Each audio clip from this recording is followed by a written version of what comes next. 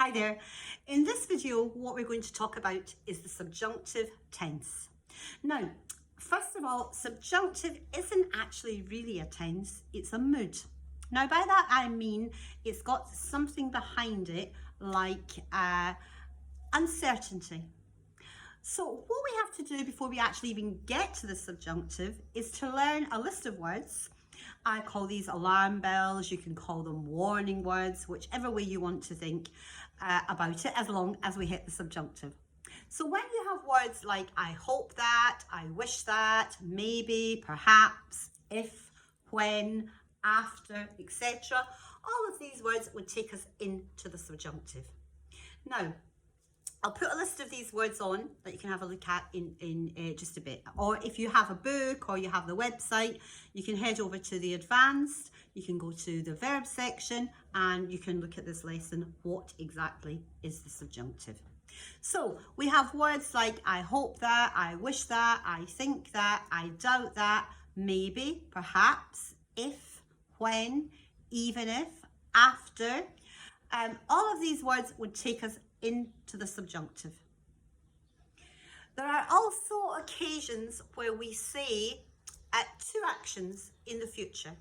So for instance, after my class, I will go to the beach. The second verb would automatically jump into the subjunctive. Now, does that mean if you don't have a lesson, will you or will you not go to the beach? That's entirely up to you. So always best to do your lesson first. But after my lesson, I will go, or after my lesson, I would or could go to the beach. The second action in the future will always become the subjunctive. There are times when we say something which is called personal opinion. I think that, or I believe that. Then we will go into the subjunctive. There are times when we have what's called impersonal opinion. Now this is where you just say it's great that, it's terrible that, it's wonderful that, etc. So for instance, I could say it's great that it's hot today. Hope it's hot where you are, but it's great that it's hot today, but you might not think it's great that it's hot. You might think, oh, it's a bit hot for me, I'd rather it was a bit cooler today. So that's called impersonal opinion. We're not actually saying who thinks it, but really it is you. You know, it's great that, it's terrible that, it's wonderful that. The real meaning behind that is I think it's great that. So these would become subjunctive. As I said, the two actions in the future, second one automatically becomes subjunctive. The old Spanish favourite, ojalá, I wish to God that, I hope to God that, God willing, whichever way you want to translate it. The action after that would become subjunctive.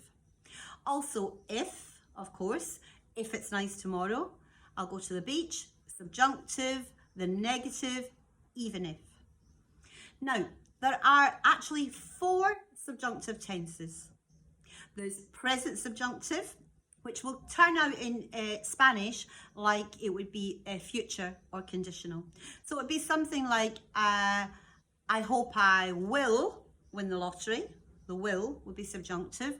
Or I wish I would or could win the lottery. So it sounds like your future, I hope I will, or your conditional, I wish I would or could. Okay, that is actually present subjunctive. Then we have a past subjunctive, which is your imperfect subjunctive, which would be like, I wish I won the lottery in the past. Wish I had. Might not be doing this video, but anyway, I wish I won the lottery.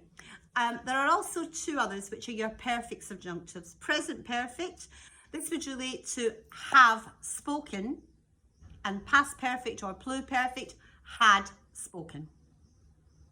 So just to recap that, your subjunctive is not really a tense, as we know now we have 4. It's a mood. You need your trigger word or your alarm bell word, hope that I will, wish that I would or could, etc. And then we will jump into the subjunctive.